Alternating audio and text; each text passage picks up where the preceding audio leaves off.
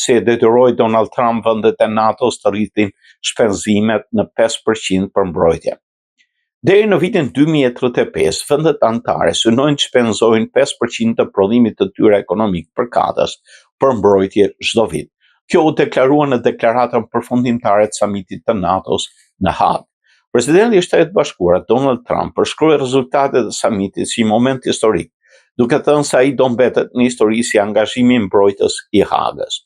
Në deklaratën përfundimtare të samitit në Hag, shtetet e NATO-s u zotuan të arrinin objektivin e ri të investimeve deri në vitin 2035 të 5% të produktit të tyre të brendshëm bruto dhe në mbrojtje dhe shpenzimet lidhur me mbrojtjen dhe sigurinë në një nivel që nuk është arritur që nga lufta e ftohtë. Deri tani objektivi ishte në 2%. Sekretari i përgjithshëm i NATO-s Mark Rutte pranoi se një rritje e tillë nuk do të kishte qenë e mundur pa presionin e presidentit të Shtetit Bashkuar Donald Trump.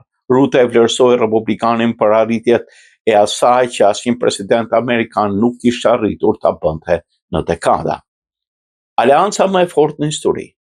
Kështu shpërbërja e Aleancës së Atlantikut të Veriut, për cilën u druajtën shumë njerëz pas fitores në zgjedhjet e Trumpit në vitin 2024, duket se është mangur.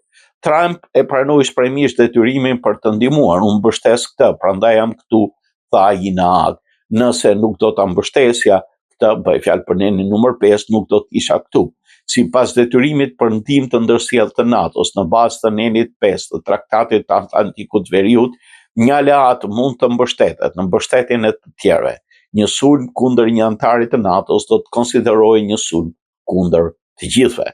Në deklaratën përfundimtare të NATO-s përshkruhet se aleanca më e fortë në histori, ajo mbetet e bashkuar, e vendosur për të mbrojtur miliona qytetarë që jetojnë brenda aleancës. Megjithatë në Hag, Trumpi e quajti marrëveshjen mbi objektivin e shpenzimeve që ai vetë kishte propozuar të jashtëzakonshme. Kancelari gjerman Friedrich Merz e quajti samitin historik dhe theksoi se Gjermania nuk do rrisë shpenzimet e mbrojtjes për shkak të Trumpit, por për shkak të situatës aktuale të rrezikshme. Rusia nuk kërcënon vetëm Ukrainën, Rusia kërcënon gjithë paqen, gjithë rendin politik të kontinentit tonë. Merz theksoi se partnerët evropianë të NATO-s në veçanti duhet të bëjnë më shumë në vitet e ardhshme për të siguruar aftësitë e tyre mbrojtëse.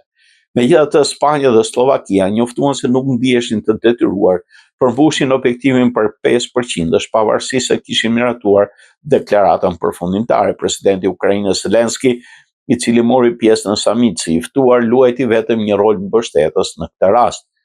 Në deklaratën përfundimtare, solidariteti me Ukrainën kufizohet në një fjali, aleatët riafirmojnë angazhimin e tyre të përhershëm kombëtar për të mbështetur Ukrainën, siguria së cilës kontribuan në sigurinë tonë.